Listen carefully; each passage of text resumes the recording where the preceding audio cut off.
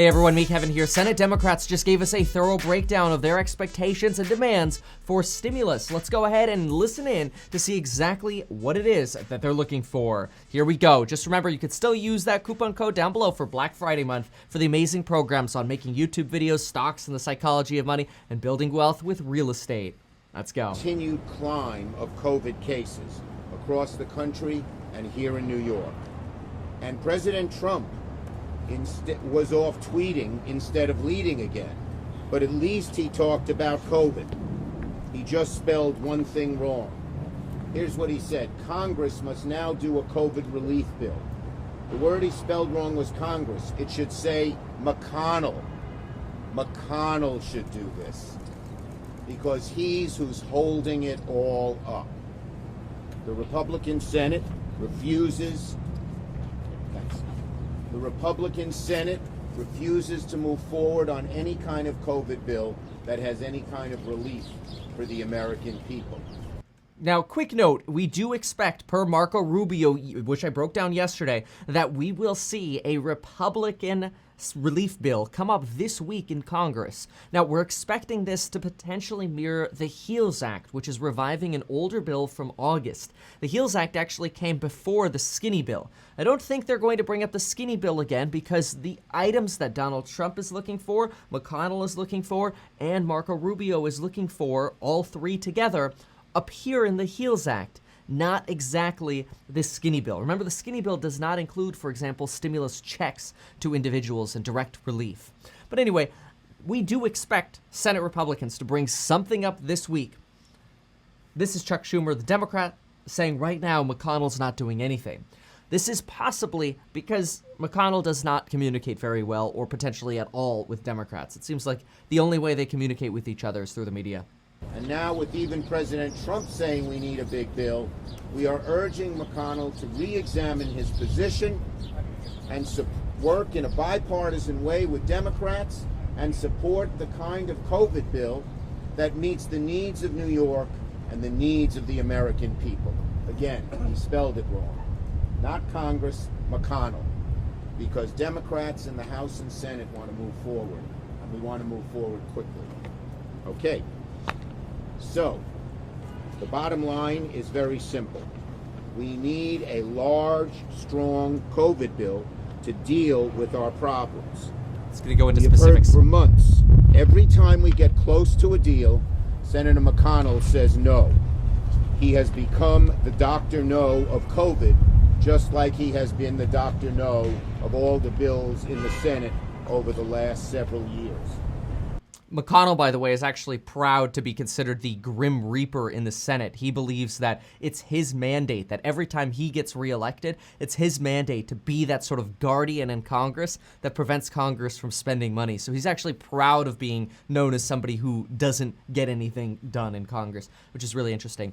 We are going to hear some specifics, though, in terms of what Democrats are looking for in just a moment for stimulus relief. But with President Trump tweeting, that is a push directed to Senator McConnell to get a bill done. So Senator Gillibrand and I are here today to say to Leader McConnell, get a bill done. Work with us. There are lots of different needs that we have. Mr. Leader McConnell, come to terms with the mandate of this election. Joe Biden campaigned on strong COVID relief. He won. That's what the American people want, not just here in New York, but across the country. He got more votes than any other, and one of the main reasons, there were a bunch, was that he was for strong COVID relief. So, we need it. We need help for our state and local governments, which will have to lay off thousands and thousands of essential workers, whether they be bus drivers, or firefighters, or healthcare workers, or people who just make the state government go. We need help for renters, who more and more of whom will be evicted out of their homes. We need help for small business, and we also need help for our restaurants and our Quick note, restaurants, small business, big priorities for Republicans. So we do have substantial overlap between both sides. Even Republicans have mentioned that they are pro direct payments to individuals. So we know we have so much commonality. Direct payments, support for small business, support for renters. Eviction relief is something that both sides have talked about as well, especially with the eviction cliff coming up December 31st. That's when the CDC's eviction ban ends, and we could potentially see an eviction crisis, which in my real estate playlist, which you can always see my stocks only or real estate only playlists down below in the description, you'll actually see that I made a video talking about this potential for a V-shaped crash in real estate following an eviction crisis. Now, the severity of that, I go through all of that in the video, how much I expect and how long that crash would last. I don't think it'll be a foreclosure crisis as a quick preview, but check that video out if you'd like. Independent venues, all of which are in the HEROES bill, which passed the House. Speaker Pelosi and I, in an effort to compromise, took $1 trillion off that HEROES bill. Now, I don't think the HEROES bill will ever pass. I do think it's possible that at some point, especially with this rise in cases, we could see something of the magnitude of the HEROES Act pass. It wouldn't surprise me to see something in that $1.8 to $2 trillion, maybe even $2.4 trillion range pass. But because of the branding of the HEROES Act now, the way it's publicly been branded as basically a blue state bailout, which isn't entirely true, I do believe they're going to have to do some substantial rebranding and come up with an entirely, totally new bill in order to make Republicans feel like they're not getting taken advantage of or that Democrats are winning. So I would expect that a final COVID relief bill will have a totally different title, at least. And said, we're willing to compromise. But Leader McConnell has not done that. He said he has 20 members of his caucus who want no money, despite the greatest economic crisis since the Depression, the greatest healthcare crisis since the Spanish pandemic flu. 20 in his caucus want no money. Leader McConnell should say, the heck with you. You're out of touch with America's great needs, particularly as COVID is increasing. We need money that for is the true. MTA. Oops. We were able to... By the way, that is true. McConnell has, about 20 members of his delegation that say absolutely no more COVID relief, no more stimulus. We don't need it. We're on the Larry Kudlow V-shaped self-sustaining recovery. However, Mitch McConnell does not 100% side with those individuals. Mitch McConnell does see a need and has last week mentioned that he is open to a $1 to $1.1 trillion package. Obviously, that's almost half of what what Mark Meadows and Steve Mnuchin were willing to do last week. But the election has changed some things a little bit. To get $4 billion for them in the last bill. I worked very hard on that, but now we need more. So, instead, here, you need the chart again, because Angelo is very good at this. Instead of sending out this tweet, President Trump would have more success. I need my phone. Well, that's not my phone. I use my phone. Well, where are you, Mike? Here. Everyone knows my phone. Or many people do. Why are you not holding your own phone? Instead of doing this tweet, President Trump, pick up this phone. Oh, come on. Do not. What, Schumer? What are you doing? You're taking out a flip phone? Are you kidding me? Oh my gosh, that's why he says everybody knows his phone. Oh, come on, man. The public doesn't want to see this crap. And call Leader McConnell and say, let's sit down and get a bill done ASAP. Okay? That is the bottom line, folks. I bet you he doesn't text on that thing either. We need all these things. The Republicans are spending all their time saying the election wasn't legitimate. We know it's legitimate. Republicans, Joe Biden won, Donald Trump lost. Now work with us to get a COVID bill done, because that's the agenda that's the item that's on the agenda that the American people want and want badly. It's time to move on. The election's over. There wasn't fraud. There wasn't anything else. 6 states, swing states, flipped from Trump to Biden. We're going to get some more details here on stimulus in a moment. The other senator will come up. Obviously, a lot of this information that he's suggesting here is still contested. Donald Trump, for example, this morning tweeted that he believes the Dominion tabulation systems were rigged and were full of fraud. So obviously, this is a Democrat speaking. Those 6 states, in each of them, the margin is not even close. No court is going to overturn this election. Joe Biden will be installed as president. So Republicans, get over it. Stop spending all your time spreading lies about the election and instead roll up your sleeves, sit down with us, do a COVID bill that New York and America needs. No more temper tantrums, no more stomping your feet. Get something done to help New York and get us relief from COVID. Thank you. Senator Gillibrand, my great partner, great advocate for more New info on York stimulus in the United States Senate. Well, thank you, Senator Schumer, for your leadership and your vision and your dedication and determination to actually get package relief for New York and for our whole country. Unfortunately, President Trump and his administration and the Republicans in the Senate have not shown any kind of leadership during this COVID epidemic. More than 10 million people have contracted COVID. New numbers of cases are spiking all across New York, all across the entire country. Here in New York City, we are seeing the highest rates that we've seen since June. Families are struggling. More than 45 million people have filed for unemployment during the pandemic, and countless more aren't sure if they'll be able to pay rent or put food on the table or provide for their children. Yet, Mitch McConnell continues to refuse to act. Chuck is exactly right. President Trump should be tweeting at Mitch, not us, because he's the...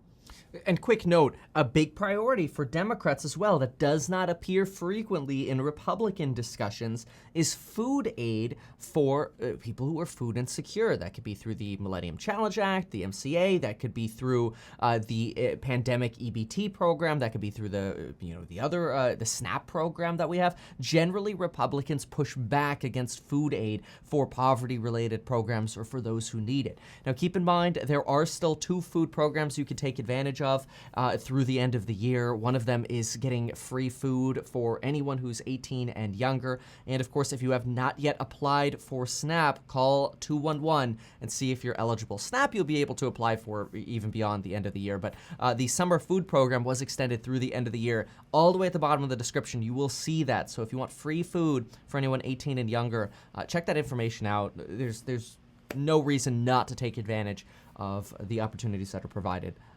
The one who's refused to act. Mitch McConnell has had a bill from Speaker Pelosi since May. He's refused to put it on the floor. He's refused to debate it. He's refused to even talk about it. He also doesn't support the kind of policies that we desperately need. He is so fixated on liability protection, he's unwilling to send the aid that is needed to the cities and states around this country that are without the resources to make sure our frontline workers can keep being on the front line.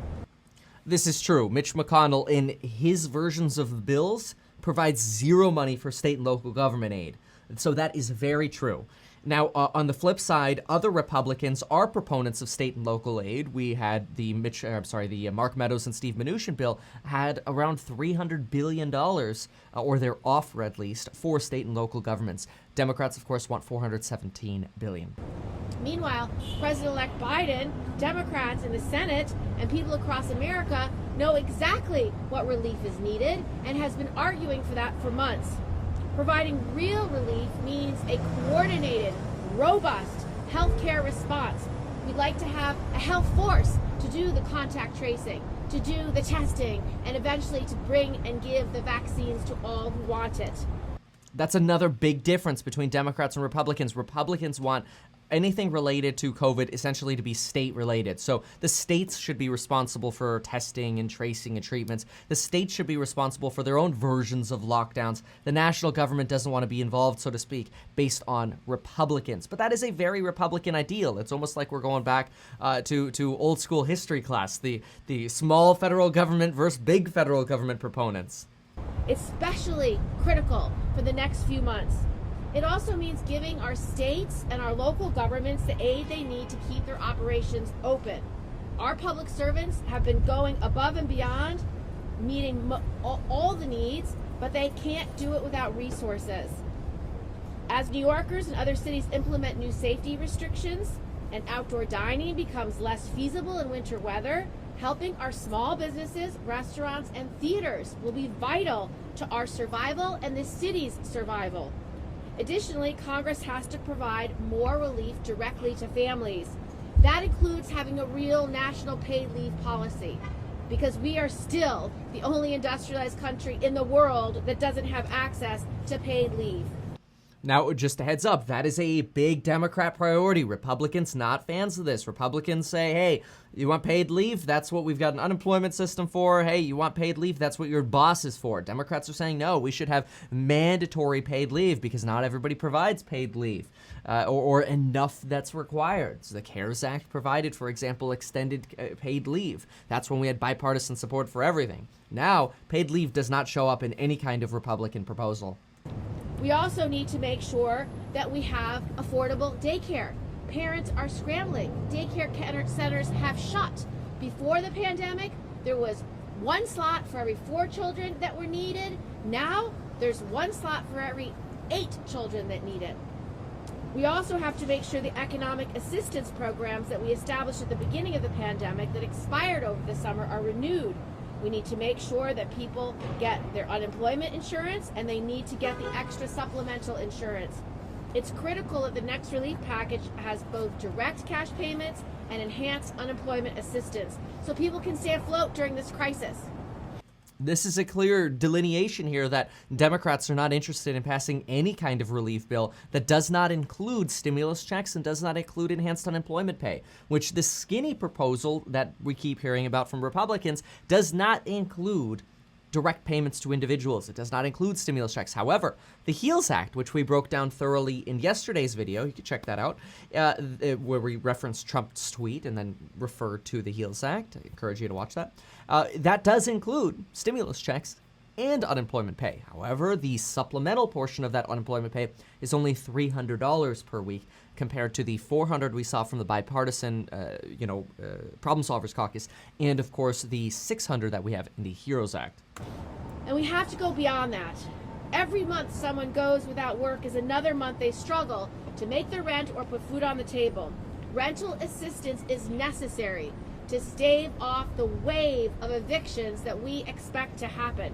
So we have to make sure partial federal eviction moratorium is scheduled well into the future, not just to the end of the year. This is actually a new one. We have not heard this before. So she mentions rental relief, which is good. We've obviously heard of rental relief coming before. We need that rental relief to prevent an eviction crisis. But we actually haven't even considered the fact that they could just kick the can down the road even further and just say, hey, let's push it down to March 31st. Hey, let's push it down to June 1st. It's not going to be good for, solving the issue because we're still behind substantially on rent. But hey, you could at least still get mortgage forbearance if you are a landlord who has a loan. Sucks for people who don't have a loan or who do not have a specifically federally backed loan. And so there are definitely holes in all of this. But yeah, if you're a landlord or quite frankly any homeowner, you should consider taking mortgage forbearance. It's essentially free stimulus that you could get for a year. Take the money. In many cases, you can add it to the back of the loan and you're done. You push this down the road for 20, 25 years when you have to repay it. You do have to pay it back, but that's almost like free money when you push it down the road 25 years because you can invest in the meantime. That's what we talk about on this channel. Now, I do recommend you take mortgage forbearance if you have that federally backed loan. So if you've got a mortgage, call up your lender and ask them, hey, can I attest that I would like mortgage forbearance? Generally, you are not required to sign anything. You're not required to provide any documents. And if they're trying to get you to sign some kind of forbearance agreement, be careful. A lot of these forbearance agreements are total scams at the banks, and they're trying to strip you of your rights. So be very careful. Go to metkevin.com/forbearance to get more details. That will be necessary to keep our families protected and safe. And last but not least, I have visited food banks all across this state. And I can tell you the lines go around the block, whether you're in the Bronx or whether you're in Brooklyn or whether you're in Queens, Manhattan, or in Staten Island. So it is necessary that we make sure food relief is part of this next package. In upstate New York, the car lines go on for miles. So people are struggling. So we need to expand the SNAP benefits and the pandemic EBT. As we confront the reality of this ever-growing challenge of COVID, We need to get back to the negotiation table, start where the HEROES Act left off, and put our families and not politics first. Thank you. You know, what I do like is that they do seem to be referring to negotiating, that they're willing to negotiate further. Like, let's sit down, call us, let's get talking. Right now, it's almost like they're each in their own worlds. The Republicans in the Senate are going to put forth their own bill this week, and we'll see. You know, if it's not done with bipartisan discussions and negotiations, it's just going to die again. Okay, questions now. This subject. Senator, have you spoken to the president-elect on this bill?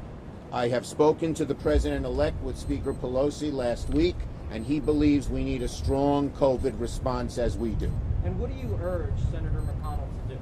Well, So this is Biden, who has previously already outlined his plan for stimulus, that he is a proponent of rental relief, unemployment, stimulus checks. And Schumer mentions here he's spoken with Biden.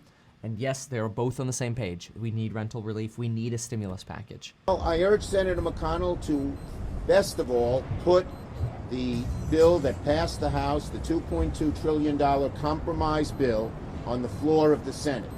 And if that can't pass because it doesn't have enough Republican votes, I think it will, to sit down and come together with Democrats on a fair compromise that meets the needs of New York and of the American people. And what if he doesn't? That's not a terrible suggestion, by the way. I mean, Mitch McConnell has the power of putting a bill onto the floor. Unfortunately, Mitch McConnell is probably never going to put the HEROES Act on the floor. Again, it would have to be something rebranded. However, if they put it on the floor, listen to what Schumer just said. He said, hey, look, if it doesn't pass, fine. Let's negotiate then. Let's talk about it. That seems very reasonable. And agree with you. Well, we hope he will. Senator, the majority leader said he wants a specifically targeted bill. So the question is, would Democrats... The bill is specifically targeted, but he leaves out there's no aid for state and localities. There's no aid for food banks. There's no aid for renters. There's no aid for the MTA. We want it specific. He has virtually no specifics. Would Democrats look at this as an all-or-nothing proposal, or would you want to do something sooner? Well, certainly we are willing to sit down and talk with Leader McConnell in terms of a bill that meets the needs, but we came down $1 trillion already. But we're certainly willing to sit down and talk with him. So far, he said it's Good. his bill, which does virtually nothing or nothing at all. And also, Go ahead. Mitch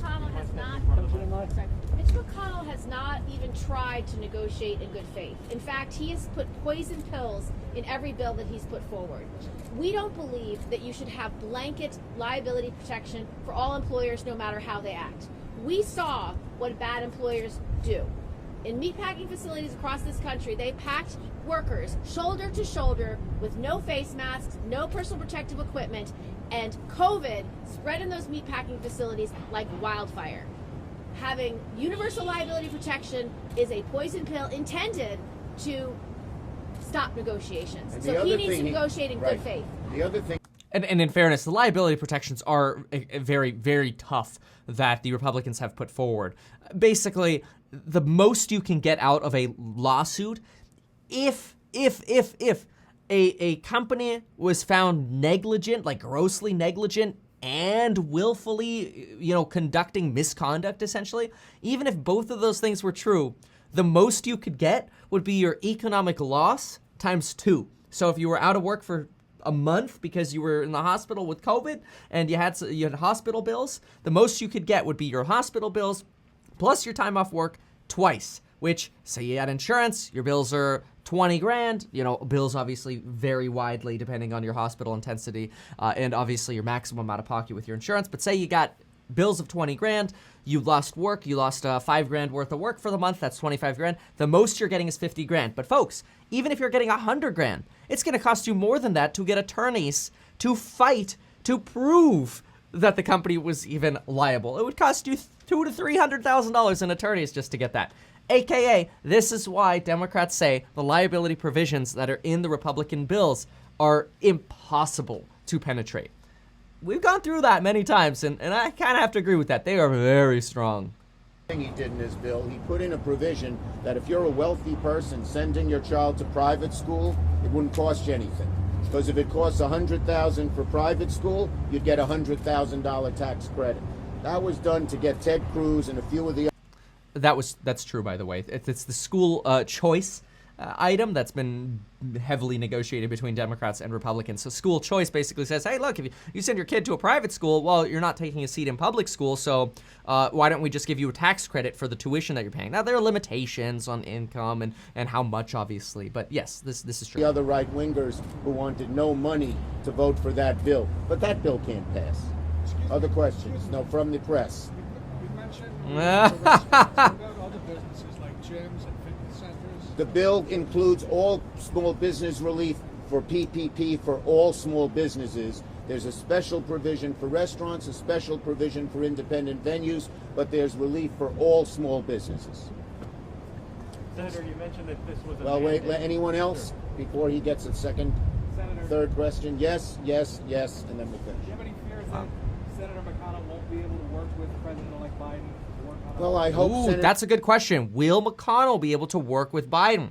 Now, we've made a video about this before. McConnell and Biden actually have a good relationship. That might sound shocking if you haven't seen the other video, but historically, they've been known to strike deals. They like each other. McConnell was the only person to go to Bo's funeral from the Republican Party.